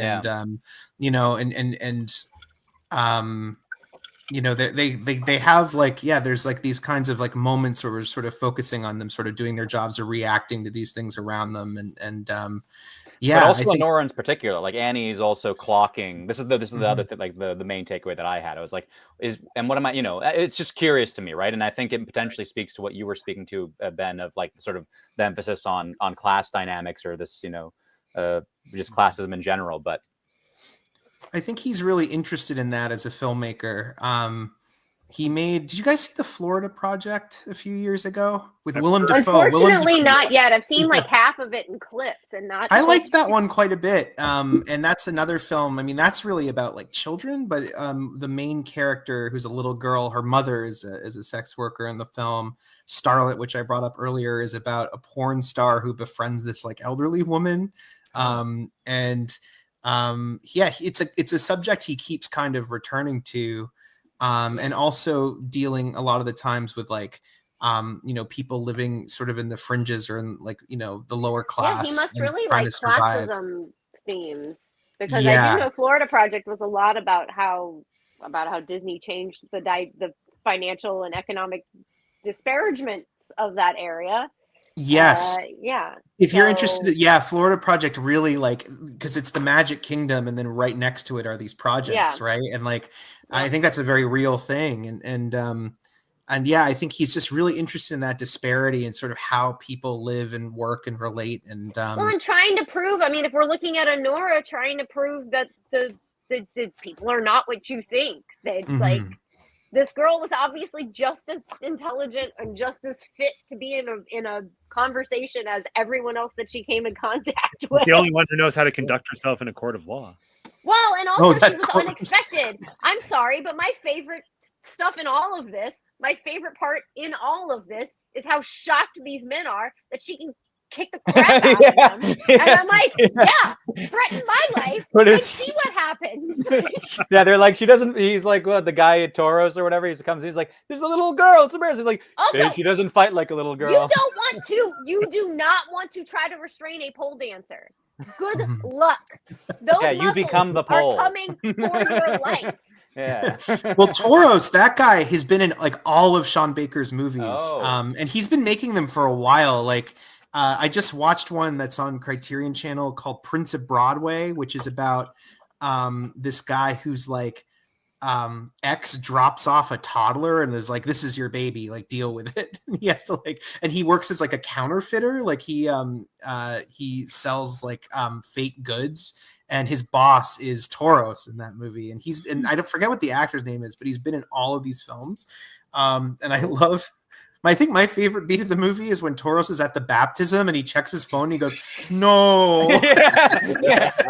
That whole scene, when they said this movie had comedy in it, I'm like, is it all in the baptism scene? Because honestly, like, that's it. I'm sorry, the baptism scene, and I'm sorry, Ivan has amazing one-liners. Yes, I want the special sex. Yes, the special sex. I'll take the special sex. Like, that is now my favorite. Or when they pull up to the thing and they just roll down the window. Did he get married? Yeah. Sorry, it just cracked me up in the moment. Did he get married? Yeah. That scene where they show up and she's tied up and everything and the baptism's happening, that's like a 22-minute scene or something. Like it's a really chunk of the movie. That's why I reference. I'm like, no, let's not forget he tied her up. It's a big part of the freaking movie. Like, this is all a big part of the movie. Also, I'm sorry, it was extremely traumatizing. Like, a little bit like that whole scene where she's being held and she's screaming at the top of her lungs to be let go. And I'm like, Yeah, Oh she my is God, like, totally you just- physically helpless in that moment. Yeah. I'm sorry, like that whole thing was just like, it was like I just wanted to. Yeah, it was very like just nerve wracking. Matt, how Yeah. I imagine you felt when you were watching someone's back split open in The Substance. Actually, that wasn't that bad. Okay. There's I think there's an extremely sympathetic character in this film that we haven't talked about at all, and it's the guy who owns the candy store. All That right. the thugs, they first of all, he's got two lazy, good for nothing employees, and then Smoke these dope all the thugs time. show up and they completely trash the place by no fault of his own. I feel bad for the candy store guy. Yeah, Justice for him. for real. For Just- real. well, That he's guy another was service sweet. worker. It's You true. know, he's trying to make Yeah. a living. He's He just trying even to let get the by. youngins. He even let the youngins do their thing in his shop, man. Oh, They yeah. were Yeah. cool. He was deserved cool. better. When Igor throws that bat afterwards into the sea, I was like, Did it damn, land he's in got the a really sea? good arm. Did it Like, went land into the really sea? far. Yeah, they do say that Igor is like ready to fight, man, because he has to tell him Yeah. at the beginning, like, don't kick the crap out of these Yeah, little punks. yeah. The And threat he's of like, fight. violence. Yeah, Igor's kinda like, why hangs am I over the here if whole we're not gonna movie. if we can't touch if we Yeah. can't touch He's ready to Yvonne. kick the crap out of kids, just not women. I will also say we didn't touch on how Kubrickian, how truly, truly Kubrickian the substance is. Like in and out and in between. There's literally Kubrick imagery in it. There's a bunch of shining right. references. Yeah, the shining look, carpet's in there, and the bathroom There's looks like the blood shining coming down the bathroom. hallway, the way it's Yeah. shot, the way it's scored, the way just the everything, like zooming in on the people's faces. Look at A Clockwork Orange and then watch The Substance. I mean, they're very tonally similar in my Can I watch A opinion. Clockwork Orange and not The Substance? No, you must watch them both or it's not valid. Gosh darn it! I will I've put never the seen things on you Clockwork and make you watch The Substance. If I have to watch The Substance Oh. again, that means I'll never watch Clockwork Orange. So I don't. A lot less blood in Clockwork Orange. Not none, but less. Yeah, I just Oh, yeah. just the Kubrickian that also sucks me in and makes me I'm a pile of mush in someone's hand if they do that to me. I'm like, Yes. Much like Eliza at the end of the movie. A pile of exactly. Oh, I'm sorry. Can we also I would love to track down if there was one person or two people or three people that created the independent tit, the one tit. Yeah. I just want to give them a big hug and love them because that scene metaphorically, physically, literally was everything. It's a good scene. This That's a good is scene. going to sound weird, but Margaret Qualley's boobs in the movie are fake the whole time too. Because if you What? watch the credits, there's like a whole department that like worked on her breasts. It's like, Nice. The actress who played so, Sue. so what I'm wondering is like if those people like You they ever see her? probably made the independent one that falls out of the mouth or you know Probably. like it's probably the same people and I think that Wow. they would be rightfully deserving of some Oscars honestly. Did a Oh, they great better job with the win. prosthetics. They better win. That would fall under the makeup umbrella, right? The fake Yes, boobs? yeah, for makeup. They did. I think the makeup effects are awesome in this movie, and I think it's Yeah. the kind of makeup that doesn't usually get any recognition from the Awards, Academy. yes. Yeah. It's Yes. usually stuff like, "Oh, we made Gary Oldman into Churchill," and it's like this is a little more fun than that, you know. So Yeah. No, I mean, I'm very pro wanting Wicked to win everything and knowing that it won't, but I'm okay with Wicked losing best makeup to this movie because I appreciated the practical effects, and I would still be thrilled. A little if bit Wicked harder did than win. painting someone green, right? Yeah, well, I mean, like the level of effort and attention to detail into actually making her look convincingly green, I do also think is award worthy for completely different, separate reasons. But Yeah. yeah, plus like the makeup and hairstyling for all the other characters and like creating a vibe and a look for their version of Oz. Again, I think award worthy, but no, I would be very happy and will be happy if and when this wins because just what I appreciated maybe the most of this movie was just like they seemingly lean very heavily into practical effects, which is something I'm always a fan of. I mean, maybe they didn't, but the Oh, they impression- did. They yeah, did. 100% did. Yeah. I should send you like there's behind the scenes of them like geysering extras with that blood. And Oh, I the love ends, that. and people are just going like, "Oh, it's crazy." Matt, where is The Substance the musical now? I was need a actually thinking that the whole splash time. I was like, Come it's a on. matter of time. I'd Yep. give it 5 years. I would say in 5 Oh, years we'll get this as a please. musical. Where's I'd like to Bondo's know gotta do his about job. substance Bondo's got to do operation. his job. Exactly. Or the people who did Teeth. I'm still really into the I Teeth. gotta see that, and I haven't seen Saw the musical either. I really want to see that. I felt like there was a pun there, like I saw the musical, but I have not seen Saw the musical. So there we go. Seesaw the musical. See Saw the musical. But I think this movie is very much on its way to like being a cult favorite in that same way. It already is. Like one of my friends posted on Instagram about how he went to a screening at one of the rep cinemas in Toronto that was like full of people in costumes and screaming along to the movie. And like there was a photo op where you got to have your face on a like flesh blob on a star. Currently his Instagram blood. photo. So I wish Universal would get this for Halloween Horror Nights. Like, I just, please, please.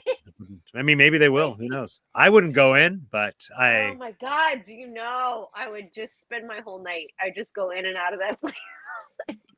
It'd be fun if there was like an interactive aerobics room where you got to participate in like a video shoot.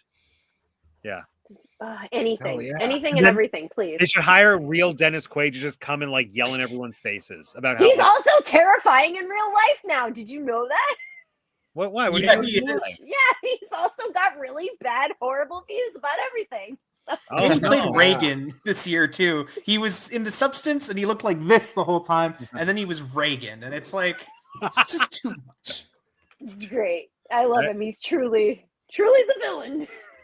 No, but we can't tarnish his name. He's the dad in the Good Parent Trap movie. Hey, art and artist. That's Well- true. That's true. That's true. Yeah, We'll and always Cosby's have the Ghost Good Dad. Who Parent Trap cares? movie. All right, time for the game. Good Yay! time. Yay! So we have Yeah. not done charades in a long time, so it's a charade night. Yay. Okay. Those are All fun. right. I'm trying to remember how I used to do rules or points for this, like how I granted points to the charader, but I don't remember anymore. So, I think it was the charader would get 2 points if someone could guess within 30 seconds. So that's what it'll still be. Something like that. Yep. Or maybe we'll do a minute. Yeah, within a minute. And then if someone Oh, that's gets a it, long time. is that too long? Okay, 30 seconds. No, I 40 think you get 2 points if it's 30 seconds, 1 point if it's a minute. that makes sense. Let's do that. Yeah. So That's that'll a be that. If you guess it correctly, then hold on, I'm getting my timer out. Then you get 1 point. What are we charading? Stripper names? So, in the spirit of these movies, they are movie titles. So they are movies that are either body horror films or movies about strippers. Oh, yay! Okay. Yeah, so it's one or the other. And again, since it is charades, yell it out once you think you know what it is, and we'll go clockwise. We'll start with Ben. So everyone who's not Ben, please divert your eyes while I flash the title of what you must charade, Ben. Okay, I never played charades on your show, Matt. So Haven't here we you? go. That's exciting. No. Okay, so hold on. That is what you must charade for us, Ben. Ready? Okay. And okay. now your time starts. Hold on. Now. Okay. Painting. Art. Microphone. Microphone. Painting Two mic. words. 2 words. First word. First word. Magic. Pixie dust. Sparkle. Magic. Sparkle? Magic. Second Magic. word. Microphone. Mike. Magic. Magic Mike. Yes, Magic Oh. Mike. Alex. I think that was Alex. I think that was Alex. Of course it was. That was so funny.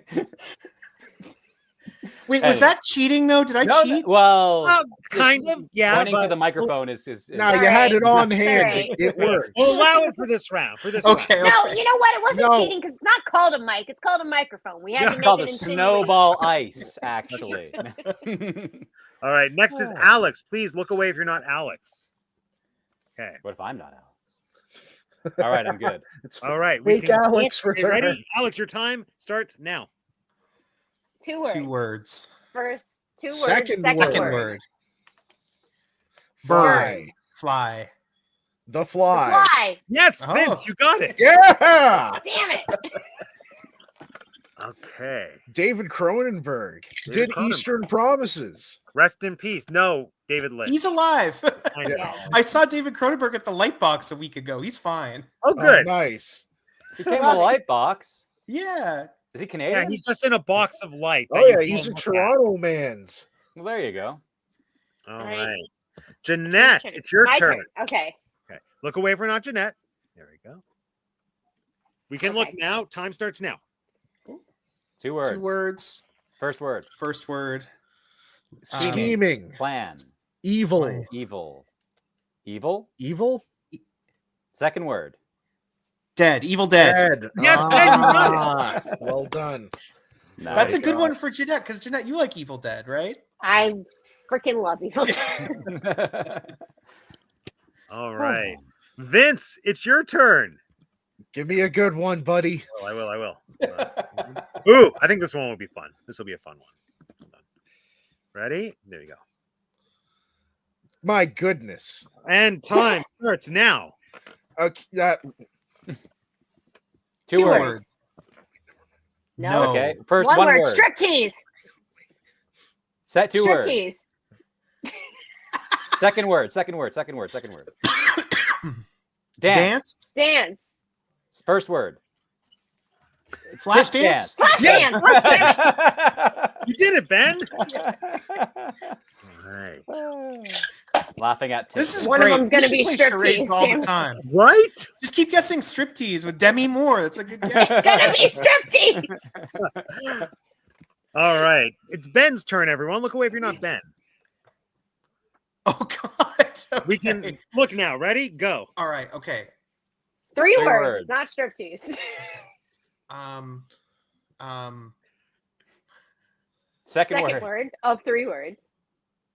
Ben. You, me, Me. Person. myself. Human. Ben. Human. Ben. Human. Ben. Third word. word. Dancing. Ben dancing. Tickle. Ben tickled. Ben, Bend over. Ben Paul Lind. Scrape. Ben Butter. Moth. Flower. Creepy. Flower. Human Never centipede. make Flower. kisses. Yes. No. Alex, you got it. Never. Okay. I didn't know what to do. The human centipede. The human How was that the human centipede? centipede? Oh. We figured it out. That's Oh, not human! I thought Ben was the thing we went No, with. The Not human. Oh, damn it! I would have gotten that. I thought we were going for Ben. Never been fixed. I was like, what? I noticed that. Jeanette, you kept saying Ben. I was like, what? Oh. All right. Look away if you're not Alex. Oh god. All right. All right. All right. And time. Oh, how do I do starts. this? Good Okay. luck. Now.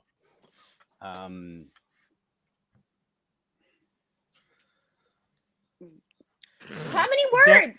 How Castanets. many On. words? One word. One Striptease. word. Meringue.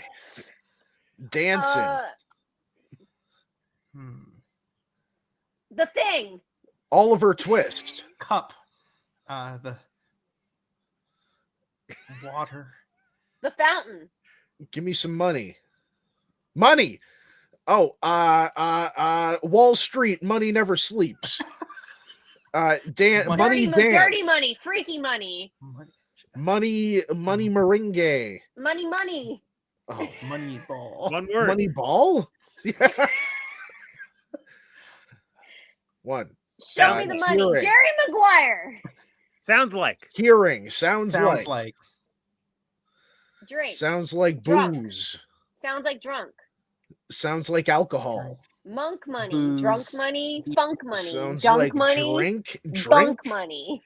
Sounds like. Liquid. Liquid money. Beer. Sounds like sip. Liquor. I hardly know her. Money drink. Drunk. Tipsy? Drunk. Okay. Drunk Money. money. Tipsy? Punch drunk. Money love. drunk. Wait, what? Punch drunk. Did Jeanette say it? Drunk. Money drunk. Bunk, drunk, crunk, gunk. You said it. Ben. Ben drunk love. Drunk. Money. Oh God. Crazy Ah. stupid love. Money. J- Ben. Is he out of time? I'm What's out- going- I mean, he is out of time. Except I feel like someone. I feel I'm like it was so said. angry. Tipsy.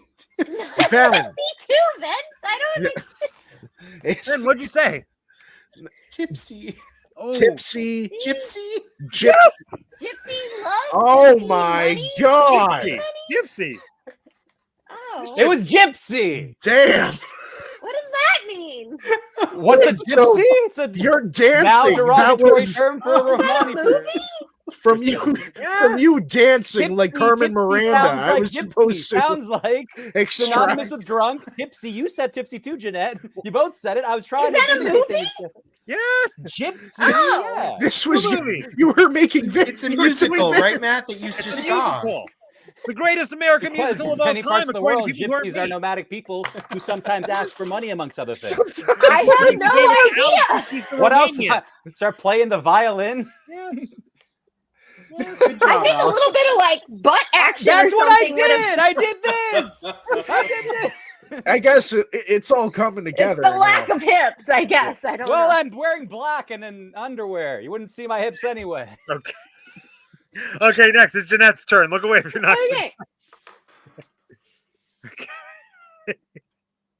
Okay. Okay. You can look now.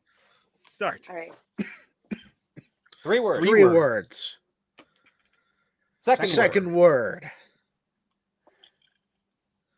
Word. Full. Full. Yeah. The full Monty. Yes, Ben, you did it. Whoa. Well done. I've never seen that movie.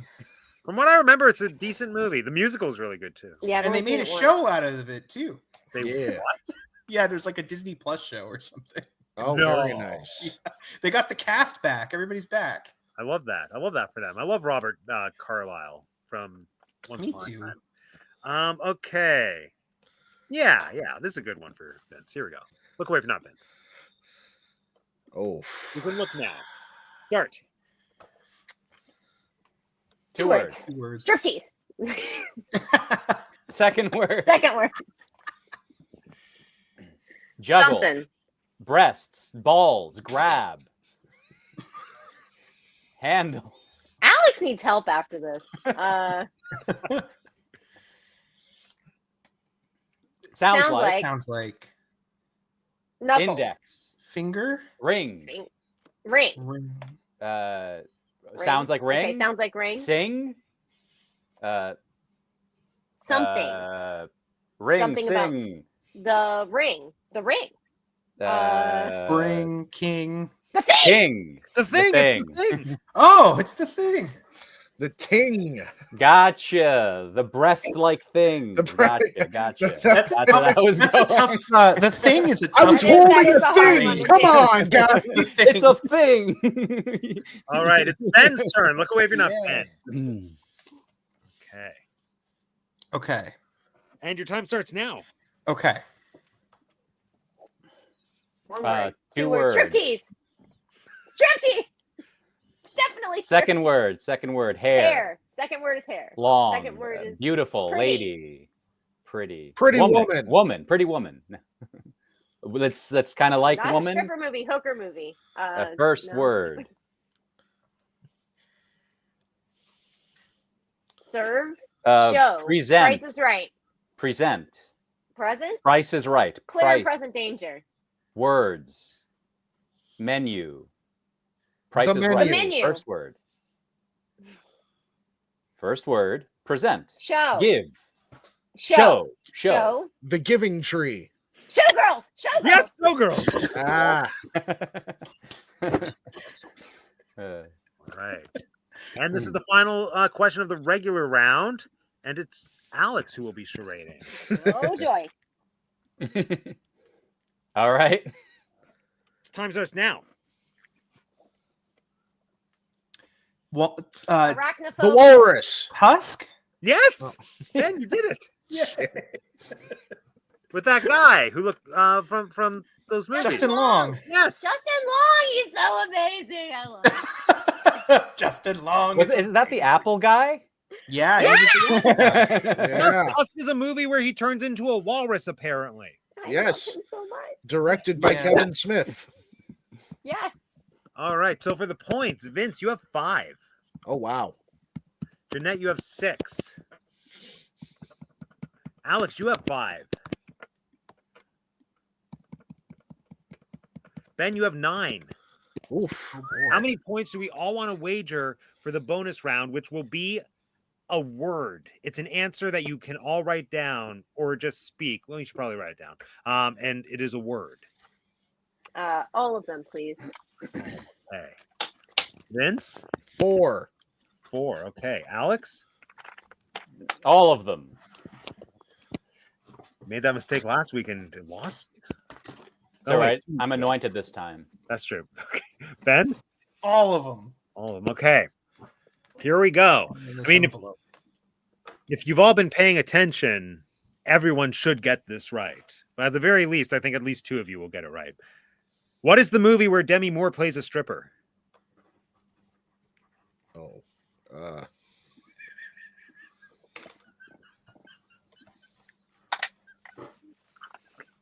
Shouldn't all of us get this right?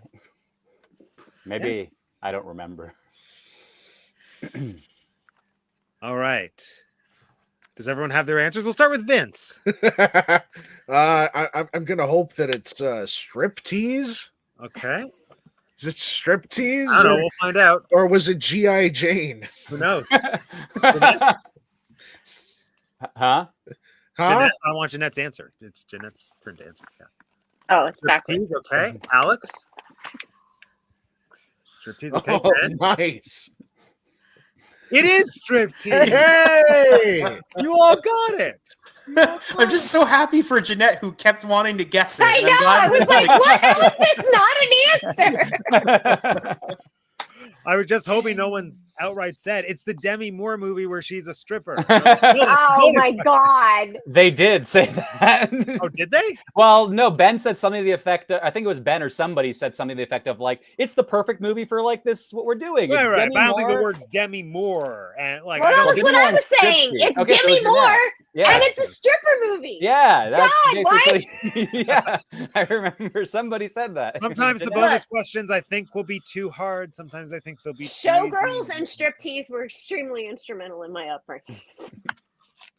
Isn't Showgirls considered one of like the worst movies ever? I don't understand why. it's been, I think it's been kind of reappraised a little bit.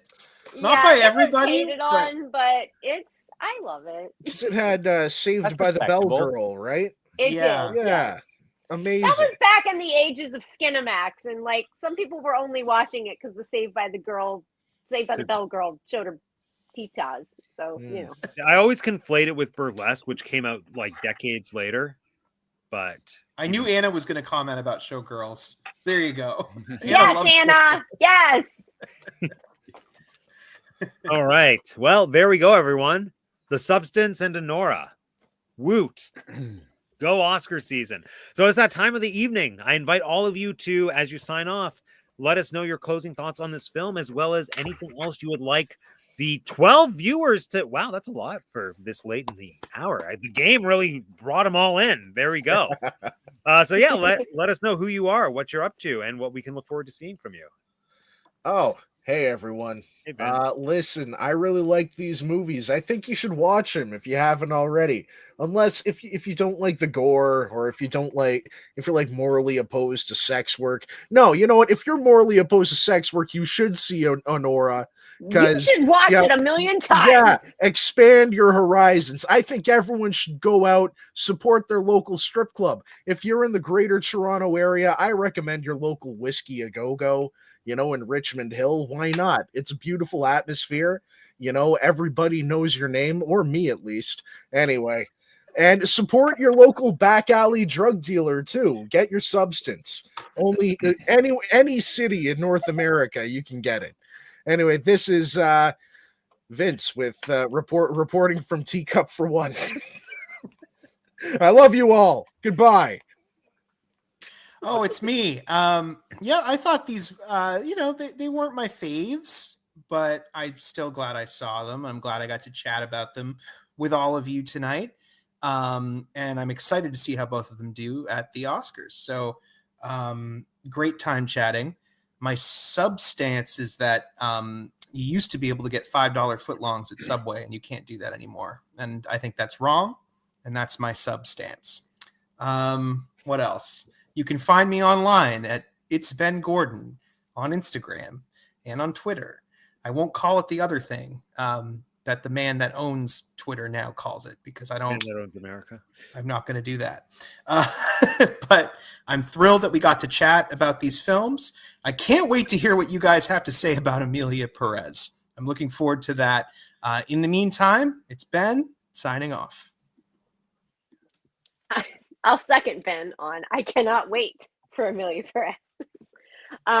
Very excited for that. But my thoughts on these two movies tonight. I'm gonna back everything Vince said. Please go support your local strip club. Please, if you can, if you don't have one in your area, support your local OnlyFans girl. And you know what? Just I think if you watch these films, please keep an open mind. If this is not your perspective, it might be someone else's perspective. It might be a very real perspective of the world. It might seem fantastical to you. It is not for somebody else. Watch these films and take them for what they are. And also, I loved them. You can find me and all of my love for this. You'll be watching me watch The Substance again. Tinker J787 on Instagram. You can check out a new episode of We Like Theme Parks podcast today on wherever you listen to your podcasts. And you can find me here next week, which I assume is Wicked and Amelia Perez. Yes. Yeah, it's my birthday show. Yes, it is. So that should make for an interesting one. I have not seen Wicked yet, so I'll be watching it this week. Very excited. So see you guys next week. Woo! I was very interested in what Ben had to say there about his substance. You know, it rings very true to me. Not pertaining to Subway, but pertaining to Little Caesars. Let me tell you. You mean the $5 hot and readies? The $5 hot and readies. That's exactly what I'm talking about there, Matt. Yeah, I mean, Little Caesars, I think is a fine establishment. They've got a really great product that fits a really necessary niche. Of course. They have these hot and ready pies. They are, as far as I know, still pretty well the cheapest pies on the market. As or when it comes to at least the big chains, for what you get. And for what you get and for the cheapest pies, the quality is not bad at all, in my humble opinion. Now, I'm biased. I like pizza.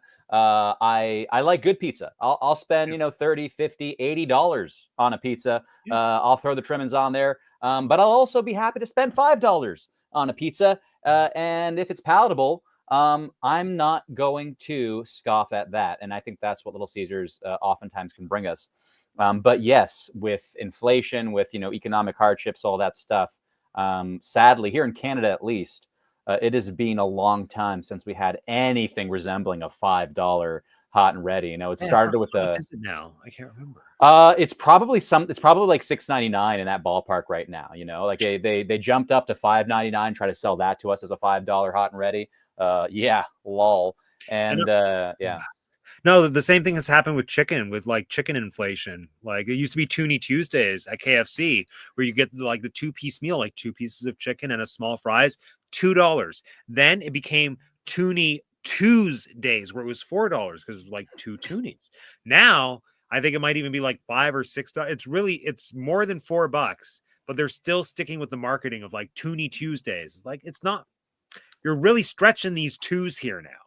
You know what? We do have a saving grace in Toronto for the Looney Tuesdays at the Jays, the Jays games, the stadium over there where the Blue Jays perform during the summer. I don't think they go on during the winter, but I don't know. I'm not a sports fan. I'm not a baseball fan. But I have been to Looney Tuesdays, and let me tell you, the hot dogs are not good.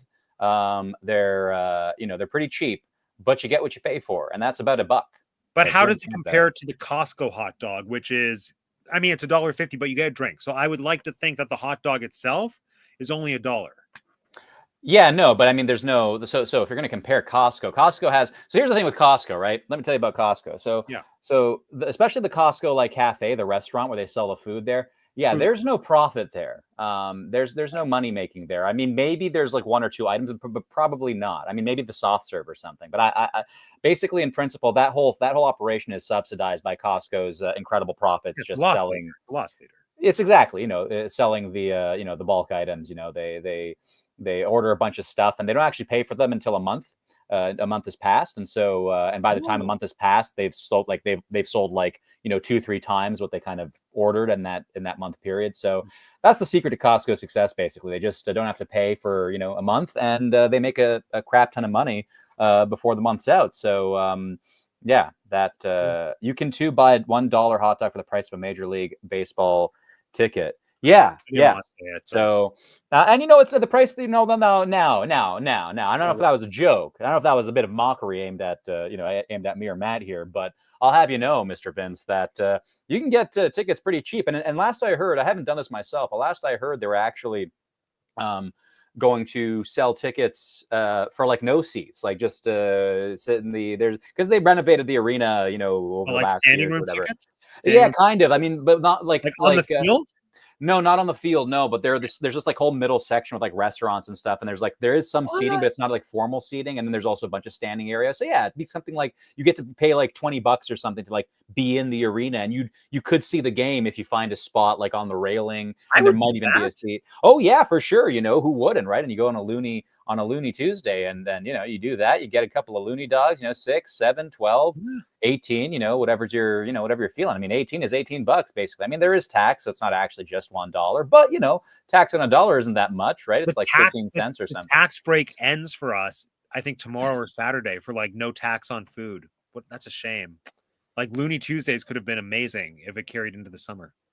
Yeah, well, 2 days ago. I mean, but yeah, it's also if it carried into the winter, rather, yeah, or if the tax break carried into the summer. Yeah, that's actually what I meant. The tax exemption. Sorry. Yeah. It's not a tax break in terms of claimable on taxes, but yeah, exactly. Yeah. We need those tariffs back, of course. Yeah, well, we need that's what I'm hoping. I'm hoping Trudeau gets his act together and starts getting cranking up the tariffs so we can actually get some of this moolah coming our way. Like let's make Canada great again, rich again, or whatever. Yeah.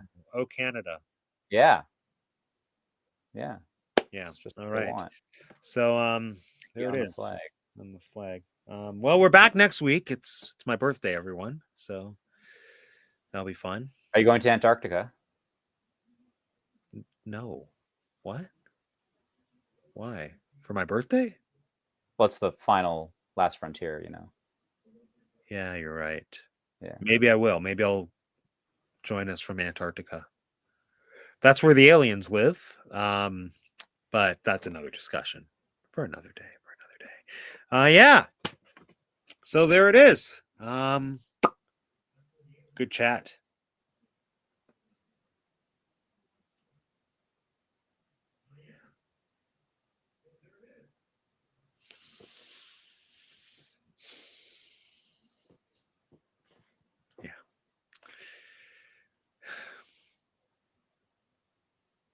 Talking to me. How do you know what? Talking to me.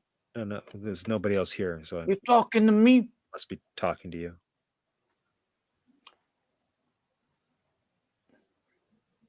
How do you end this?